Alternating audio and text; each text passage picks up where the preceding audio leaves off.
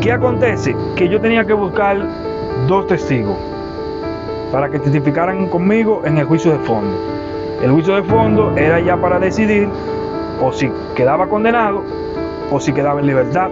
Encontramos que la primera testigo era la menor, era la hijastra menor de mi primo, ¿verdad? Que era la que estaba conmigo en el momento. Sí.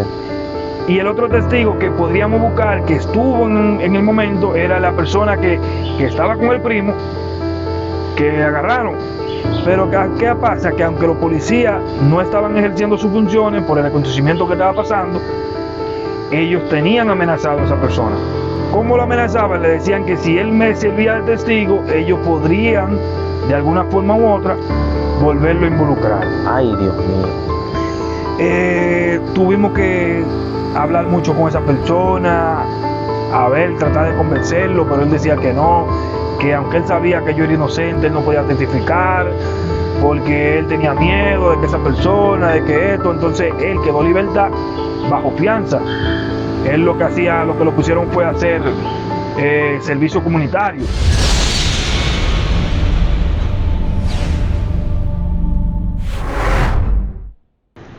Como a los 2 meses de yo estar en la casa, pasa algo que nos impresiona, y es que el capitán nos llama y nos dice, tienen que estar aquí en Ocoa lo más rápido posible. Y todos nos asustamos, todos nos quedamos como, ¿qué habrá pasado? O sea, ¿se habrán arrepentido? ¿Qué pudo haber pasado? Sí. Tú sabes. Y cuando llegamos al cuartel de Ocoa, entonces el capitán del cuartel nos dicen, miren, los policías están presos. Dicen mi mamá, los policías, sí, los policías que le hicieron el lío a este muchacho están presos. Y entonces mi papá comienza a preguntarle que por qué, y entonces es ahí donde él le dice que los policías ya tenían eso como de costumbre. Ellos agarraron a otro muchacho y le pusieron 15 porciones de sustancia prohibida y le pidieron al papá 30,000 pesos para soltarle el hijo. Entonces, el papá era una persona pobre, pero era inteligente, era un señor inteligente. El señor dijo, ok, hipotecó una casa que tenía, hizo préstamo y le sacó copia al dinero. Entonces, en la copia del dinero queda la numeración de cada billete. Y con esas copias, cuando le soltaron el hijo, entonces él fue donde la persona que estaba por la persona que el otro que le dio la trombosis, que le dio la trombosis, por el comentario que hizo. Entonces él fue donde esa persona y pues ahí llamaron a asunto interno, que tiene que ver con lo de la corrupción de policía. Esos policías entonces lo encerraron en una habitación y pues cuando le dijeron al teniente de robo en ese momento que ponga su pertenencia en una mesa, y ahí vieron que él tenía 3,000 pesos, 3 billetes con la misma numeración de 3 billetes de lo que tenía el señor. Wow.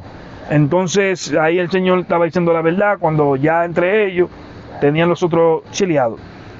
Y al pasar eso, entonces ya eso era algo conveniente para mí en mi juicio de fondo, porque allá ahí se quedaba demostrado que había corrupción, que ya, tú sabes, era que ya eso estaba aconteciendo.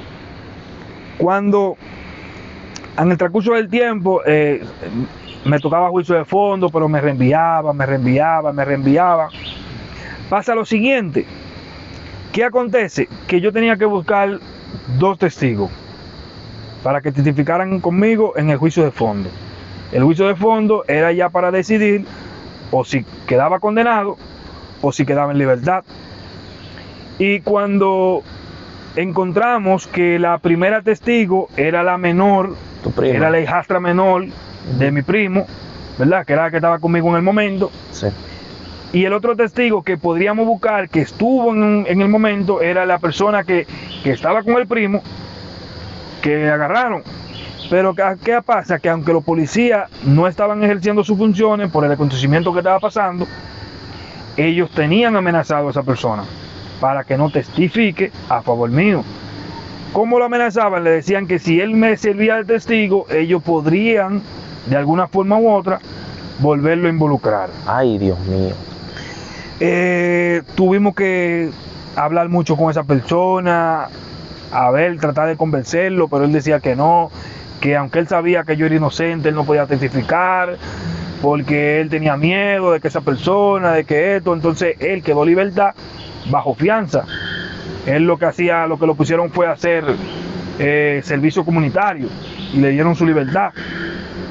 Entonces, sí, él, aunque estaba haciendo el servicio comunitario, hubo un momento como que dejó de hacerlo antes de tiempo.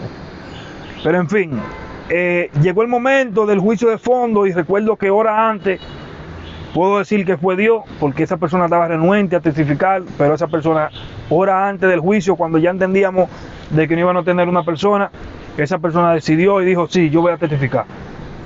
Y empezó el juicio de fondo. En el juicio de fondo, entonces, los jueces se fueron con la hijastra, se la llevaron a un cuarto porque era menor, no podían hacerle la entrevista en público. Entonces ella dijo todo cómo fue, cómo ellos llegaron, dónde nosotros estábamos, cómo acontecieron las cosas. Y ya cuando pasaron al joven a testificar, sí, el abogado me dijo, declárate inocente. Y ahí el ministerio, el juez dijo, ¿cómo se declara imputado? Y yo inocente. Y siguieron las discusiones entre el Ministerio Público y mi abogado, un abogado muy bueno, que entiendo que también fue puesto por parte de Dios, porque era un hombre que lo único que llevaba a cada sesión era un celular. Él no llegaba como nosotros estamos acostumbrados a ver que un abogado lleva un maletín y que va con muchos papeles. Esa persona siempre iba con un teléfono en la mano, más nada. Yo decía por dentro de mí, ¿cómo es que te me va a defender? Yo decía, ¿cómo es que te me va a defender? ¿Un teléfono? Solo un teléfono. Sí. Y cuando comenzaban los pleitos contra el Ministerio Público pedía 15 años de prisión. Wow. Por la cantidad. 15 años de prisión. Entonces mi abogado seguía repeliendo, ministerio repeliendo, abogado repeliendo. Ahí entonces el muchacho decide testificar y dice, yo voy a ser testigo. Entró y dijo, yo voy a ser testigo. Y ahí lo pusieron a testificar. En medio de él testificar, él se declaró culpable. No se declaró culpable de lo que a mí me estaban acusando en el momento, sino que él dijo que sí, que él estaba en el momento y que él estaba comprando sustancia prohibida. Wow. Que él en el momento estaba comprando sustancia prohibida y que yo no estaba ahí, dijo todo como pasó, que yo no tenía que ver con eso, que todo tal y cual como pasó hasta el momento en el que nos llevaron al cuartel, así mismo lo dijo, y muchas de las cosas pues fueron de acuerdo a lo que se dijo en privado con la menor que entrevistaron. Entonces recuerdo que los jueces, cuando salieron, ya entonces me dicen que se prepare el acusado para su sentencia. Cuando yo me paro, es ahí donde entonces los guardias me rodean para que yo no me vaya a la fuga en caso de ser condenado, de ser encontrado culpable. Y cuando ellos me rodean, los jueces comienzan a leer todo el expediente. Exacto, Gabriela de Sánchez de Mateo está siendo culpable por tal y tal cosa, y tal y tal cosa, y tal y tal cosa. Se ha entrevistado a la niña fulana de tal, y esto, y entonces se me declaró libre de todo cargo judicial. Wow. Ahí los guardias se me quitaron, todo el mundo comenzó a llorar, yo comencé a llorar. Libre de todo cargo judicial significaba que las fichas, todo lo que podía haber en un sistema de que yo hubiese pasado ese proceso, había que eliminarlo. Y esto es importante. Y si tú lo piensas, empieza el proceso porque fue profetizado. Sí. Pasa todo lo que ya he ido narrando, lo que he ido diciendo que pasó. Y al final hay que eliminar la evidencia de que eso pasó. Exacto. O sea, vamos a la lógica.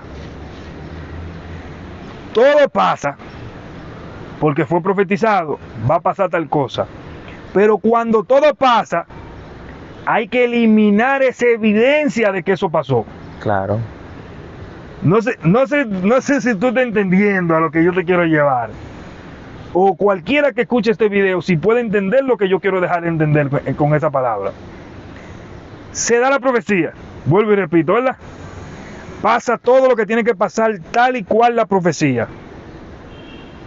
Pero el que se dio la profecía, el que se cumplió la profecía, no significa que me iba a dejar marcado. Sí, sí.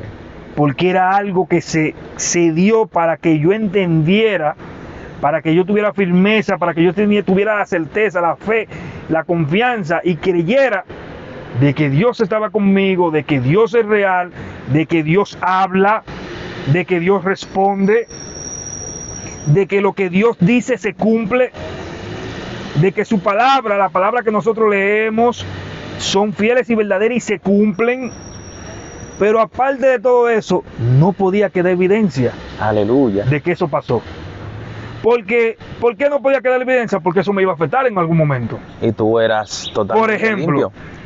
yo no trabajaba todavía, nunca había tenido un trabajo. Sí, porque tú eras menor cuando fuiste allá. Exacto, claro que sí. Sí. Entonces, ¿qué iba a acontecer? Que cuando yo fuese a buscar un trabajo, Sí.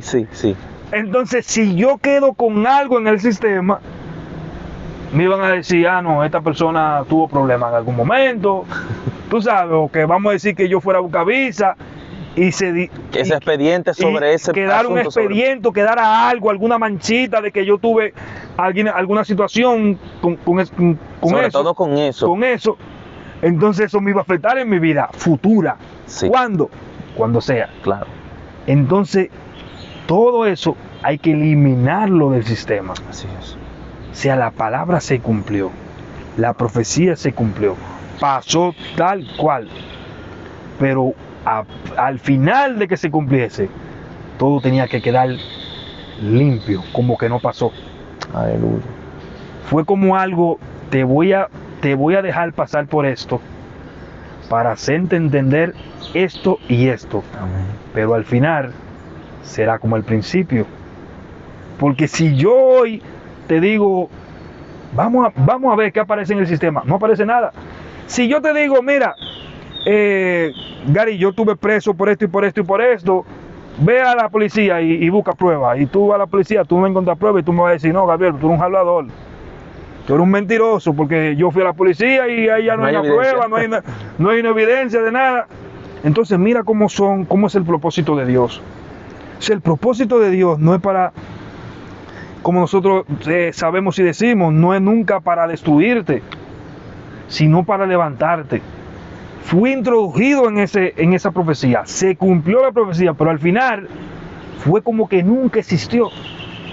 Fue algo que solamente fue para que yo lo viviera, para que yo tomara el mensaje, para que yo entendiera y para que otras personas, porque no solo yo me aproveché de esa profecía, no solo yo saqué el provecho, saqué por decir algo, sino que muchas personas que me rodearon vieron la magnitud de lo que es el poder de Dios, de cómo Dios trabaja con el ser humano, de cómo Dios cuando dice que va a cumplir algo, que se va a hacer algo, cómo se cumple. Muchas personas se quedaron que hasta el día de hoy, que saben ese proceso, dicen, wow, de que verdaderamente Dios existe, verdaderamente Dios habla, verdaderamente hay que tener cuidado con las profecías, hay que tener cuidado cuando Dios dice algo, o cuando Dios envía a decir algo.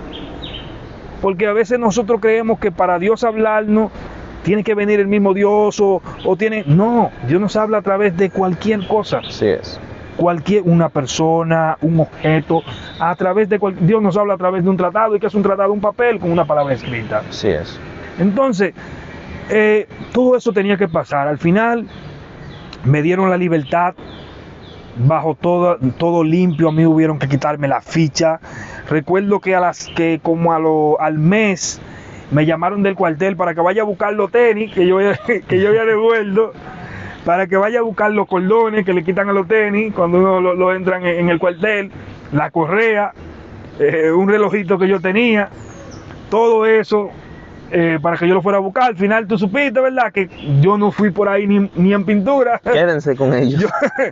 No, porque, mira, aunque hoy yo puedo aquí reírme, ¿verdad? Por lo que pasó, por cómo acontecieron las cosas.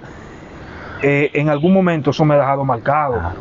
Tú sabes, a tal magnitud que, por ejemplo, yo hoy puedo decirte que yo tengo familia que están pasando situaciones, que están presos por algún hecho, ¿verdad?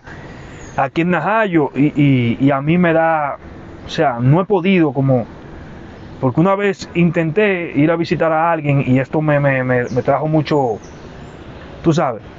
Entonces, ya pasa todo eso y pues ahí ya yo quedo limpio, cumplo mi mayoría de edad y gracias a Dios pude entrar a trabajar sin ninguna situación, sin ningún problema. El primo mío, ¿qué te digo? No está preso aún, lo agarraron de que par de veces y par de veces se le fugó. Sí, ya está una persona que en la familia no todo el mundo ya, tú sabes, como que le tiene el mismo agrado, pero gracias a Dios todo así fluyó. Este es mi testimonio, esto es o parte de mis testimonios, ¿verdad? De lo que pasó conmigo y es la palabra más grande que yo tengo de parte de Dios, el saber de que mira, a veces nosotros decimos y creemos y somos conscientes de que Dios habla y de que Dios cuando dice que va a hacer algo, lo hace. Amén. Pero el tú entrar en el propósito, en tú decir, Dios me dijo esto y se cumplió en mi vida, te llena como, tú sabes, como eso te llena de más valor, por decir, de más fe, de más coraje en Dios, en lo espiritual, de que, wow, no es solamente creer en que, no, es que lo viví, lo pasé, Dios me dio una palabra y se cumplió tal cual. No fue de que fue amarillo y rojo y se cumplió verde y azul, no, fue amarillo y rojo que se cumplió. Tú sabes, eso al día de hoy a mí es algo que llevo en lo espiritual, de que Dios ha trabajado en mi vida grandemente y de que Dios después de ese tiempo ha seguido trabajando en mi vida, de que me ha demostrado todavía que así como ese ángel estuvo ahí de parte de él, todavía al día de hoy Dios está con nosotros y de que Dios seguirá haciendo cada día más cosas nuevas en nuestra vida, seguirá preparándonos, ¿verdad? Espiritual, en lo secular, para que nosotros podamos seguir creciendo, avanzando en su propósito y en su llamado. Amén. Varón de Dios, entonces me gustaría que tú me cuentes ¿cómo fue tu primer encuentro con el Espíritu Santo? Sí, mi primer encuentro con el Espíritu Santo fue algo muy bonito. Recuerdo que fue en un encuentro en el templo de nuestra iglesia donde nos congregamos, nuestra iglesia Amor Eterno, en la calle 3 de San Cristóbal. Ahí le invitamos. Fui a un encuentro de eso, un retiro, ¿verdad? Donde vamos nosotros por 3 días, ahí nos congregamos, donde recibimos varias sesiones de predicadores, y ahí en ese lugar fue donde yo recibí la promesa del Espíritu Santo, siempre anhelando recibirla, siempre teniendo ese deseo. Entonces, ¿cómo fue la experiencia? ¿Hablaste lengua? ¿Qué sentiste? Sí, ¿Qué viste? en ¿Qué ese pasó? momento yo sé que fue algo hermoso. El pastor Samil estaba predicando precisamente sobre el Espíritu Santo, y yo sé que yo estaba cerrado y estaba orando y a mí me toca hoy, de repente yo comencé a danzar. Dios mío. El púlpito lo tiré por un lado y eso fue algo terrible. Te rompiste un par de sillas. Ahí salió todo grande. Entonces yo no escuchaba nada, porque realmente uno no escucha nada, pero después yo además decía, un varón que decía, hubo que recoger todas las sillas. Dios mío. Sí. Tremendo. Entonces, ¿tú recuerdas algunas 2 o 3 experiencias en las que Dios te haya usado? Orando por alguien, te hiciste un sueño, Dios te dio una palabra. Mira, una de ellas, y es la más grande, por decir, todas son grandes, pero esta fue la que más, ¿verdad? A mí me dio mucho enfoque, y es que al recibir la promesa del Espíritu Santo, también quería lo que era la traducción de lengua. Ok, interpretación. Ya yo hablaba lengua, pero quería interpretar lengua. Sí. Y la misma palabra dice que aquel que hable lengua pida interpretación, porque si yo hablo lengua en el templo o hablo lengua donde hayan otras personas que no tienen interpretación o no hay intérprete, es como que yo hablarte inglés y tú no sabes inglés, o sea, tú no entiendes nada, o sea, No verificar al resto. exacto, no se va a edificar nadie. Entonces yo me interesé mucho en lo que era la interpretación de lengua y comencé a orar. Un sábado que yo voy al trabajo a tirar extra, yo voy en la guagua, y en la guagua yo siempre hacía la oración, en eso estaba en el primer turno, yo siempre hacía la oración. Llega un momento en el que yo oro y me siento en el asiento y de repente caigo. Yo me sentí como que me senté y caí. Pero cuando me miro, yo no estoy en la guagua. Yo estoy en un lugar abierto, era como si fuera un estadio. Y cuando yo estoy en el estadio, que yo recuerdo que estoy mirando para los lados, porque yo voy en la guagua, voy para el trabajo, pero estoy en un estadio, y cuando estoy mirando, que de repente miro para arriba, veo eso, una corona de ángeles, porque era una corona, Wow. eran muchos ángeles que venían en círculo, rodeados así, una luz hermosa, algo que aquellos que Dios le ha permitido verlo, saben o pueden decir lo hermoso que es algo que no tenemos forma de describirlo, pero sí era algo muy hermoso. Yo me quedaba sorprendido, no me salían las palabras, yo solamente veía cómo descendía esa corona de ángeles, y hubo un ángel en el medio de la corona que descendió un poco y me dijo: Dios te lo entrega, Wow. úsalo y tienes que saberlo usar. Y yo en el momento no supe, porque no fue que me dijo Dios te entrega tal cosa. Cuando me da esta palabra, de repente ¡puf!, ya yo no estoy en el estadio, ahora yo estoy en una casa. Y en la casa donde estoy, cuando me quedo mirando nuevamente, lo que veo es muchas sillas que están como cuando nosotros hacemos los retiros en la casa, que Sí, ponen sí. la silla en la pared, que quitan la mesa, Sí. los retiros, ¿verdad? Y que el predicador te pone en el En el medio. medio, sí. Y yo estoy en el medio y lo que veo es muchas sillas. Y cuando estoy mirando las sillas, de repente miro para el frente de mí, hay una persona con un saco y esa persona está hablando lengua y yo estoy interpretando. Dios. Entonces ahí entendí que la visión era de que se me había entregado la interpretación de lengua. Otra de las maravillosas cosas que Dios hace con nosotros es que también había una muchacha que del trabajo, que en la guagua yo siempre la veía, que ella iba siempre como muy decaída, como muy amargada, llevaba como una vida amargada, y yo no conocía la vida de ella, pero esa muchacha siempre yo la veía como así, como amargada. Y en algún momento yo le pregunté a otra compañera, que con esa sí yo hablaba, y le he dicho, Dileisi, se llama Dileisi, le he dicho, dile, ¿por qué esa joven siempre está como amargada, como así, como que lleva una vida como depresiva? Ella me dijo, ay varón, es que esa muchacha tiene un deseo de tener hijos y no puede tener hijos, esa muchacha ha hecho de todo para tener un hijo y no puede tener hijos. Y yo le he dicho, ah, bueno, no, pues yo sé, no, yo estoy claro de que la gente cuando quiere tener hijos y no puede, se pone así. Y le he dicho, ah, está bien, yo estaba preguntando, porque como siempre la veo como amargada y como que ya me dio curiosidad. Y en un momento donde yo estoy orando, después de eso, yo estoy orando, ni siquiera estoy orando por esa persona, yo estoy orando. Y de repente, Dios me dice, el Espíritu me dice que le diga a esa persona que va a tener un hijo. Dios mío. En plena oración, yo escucho eso, que le diga a esa persona que va a tener un hijo. Cuando yo me paro de oración, yo me quedo como así, como, wow, pasmado, como, ¿qué hago? ¿Cómo yo le voy a decir a una persona que no puede tener hijos? ¿Que va a tener hijos? Dios no lo ponga en esto. Tú sabes, y ahí es donde la fe de nosotros es probada, porque mira, créeme que yo...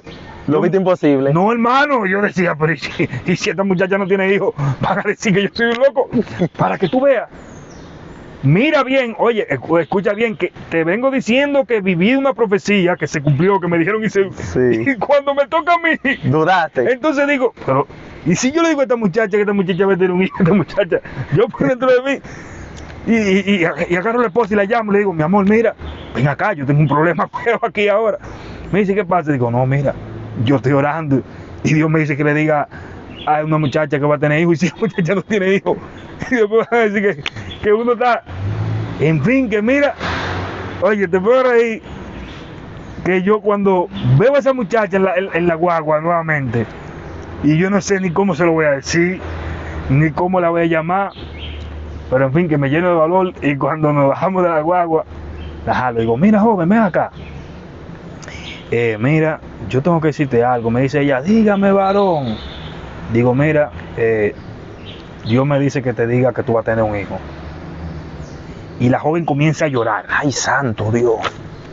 La joven comienza a grito, y me dice, y yo le he dicho, pero no llores, o sea, alégrate. Yo sé que es doloroso, pero alégrate, porque Dios te está diciendo que va a tener un hijo. Le he dicho yo, como para dar un poco de ánimo, porque se fue en grito. Y me dice ella, ay varón, es que usted no sabe. Digo, ¿qué pasa? Me dice que ahora yo me dejé de mi marido. Ay, Dios mío. Gary, cuando ella me dijo eso, yo dije, no, Dios mío, ¿qué es esto, papá? Tierra, trágame. Pero lo que le dije, mira, métete en el propósito de Dios, que Dios dijo que tú vas a tener un hijo. Y me fui. Como a las 2 semanas, eso fue, mira, fin fuan. Me dice la muchacha, varón, cuando me subí la guagua, quiero hablar con usted cuando nos piemos. Cuando llegamos me jala, y yo, dígame, y me pasa un sobre. Cuando yo abro el sobre, la muchacha estaba embarazada. Ay, santo Dios. Estaba embarazada, feliz, me abrazó. Y yo le dije, ¿y lo del marido? Me dice, no, varón, ya nosotros nos arreglamos. Parece que cuando se separaron ya el embarazo estaba, y cuando ya le dieron la noticia se arreglaron. Claro. En fin, que mire, entonces ahí estaba yo, Aliviado. feliz de la vida. Sí. Tú sabes lo que es tú tener la experiencia de Dios decirte, mira, dile a Gary que mañana va a venir un siervo y le va a decir, mira, esa casa es tuya. Y que tú, Gary. Y que digan que ese siervo se fue para Estados Unidos. Oh, y que después tú vengas y me digas, ah, mira, vino un varón y me dio. Eso, Claro. tú sabes. Tu experiencia en Dios, eso te marca, o sea, lo que tú puedes hacer, lo que Dios puede hacer con uno. Pero eso no se queda ahí. La muchacha a la que yo le pregunté, a Dileisi, que yo le pregunté por ella, tampoco podía dar hijos. Ay, santo. Y entonces cuando la joven le da la noticia, ella va y me dice, pero mira Gabriel, pero ahora tú tienes que orar por mí. Me dice, ahora tú tienes que orar por mí. Digo yo, no hombre, yo está riendo, me digo yo, no hombre, pero claro, pero eso no es nada, vamos a orar por ti, no te apures, vamos a orar, yo te voy a presentar en oración. Y estoy orando, y precisamente orando me acuerdo de ella, y comienzo a orarle al Señor por ella, normal, mi oración. Y de repente, ¡boom! Lo que veo es Erika Dileisi comprando ropa de bebé. Ay, santo. Digo, wow. Pero ya yo ya estaba un poco más, tú sabes. Más porque, seguro. Claro. Y cuando recuerdo que la llamo y le digo, mira Dileisi, yo te vi comprando ropa de bebé. Gabriel, no relajes. Digo, no, te vi comprando ropa de bebé, estaba orando y te vi comprando ropa de bebé. Yo no te voy a decir que Dios me dijo que tú vas a quedar embarazada en un año, un mes, 2 meses, 3 semanas, pero estuve orando por ti y Dios me mostró que tú estabas comprando ropa de bebé. Como a los 2 meses, la muchacha embarazada. Santo Dios. Ahí tiene un niño que ya tiene como algunos 5 años, Wow. 5 o 4 años tiene el niño. Y eso sí fueron 3 experiencias que realmente a mí he tenido en lo que es lo espiritual de parte de Dios. ¿Alguna experiencia poderosa que también tú hayas tenido orando o ayunando que te haya marcado? Porque tú sabes que todos en algún momento oramos, ayunamos y el Espíritu Santo hace algo grandioso que uno se enamora de esa experiencia. Sí, una vez yo estaba ayunando estaba ayunando para que Dios me dé otro nivel espiritual, Sí. ya, ¿verdad? Y después de un tiempo de ayuno, hubo un retiro en la iglesia, y yo dije que iba a ayunar 2 días sin comer y sin beber. Dije, no voy a comer ni voy a beber por 2 días, y comencé a meterme en oración para que Dios me dé lo que es un nivel espiritual más alto. Entonces, en un retiro que había en la iglesia, ya se estaba terminando, por cierto, fue un retiro de toda Semana Santa, Sí, sí. para Semana Santa, que hacen el retiro de 3 días. El último retiro, el último predicador me dijo, mira, Dios te da un nivel espiritual. Aleluya. Entonces, en ese momento yo estaba en el ayuno por eso, justamente por eso, por un nivel espiritual. Wow, tremendo.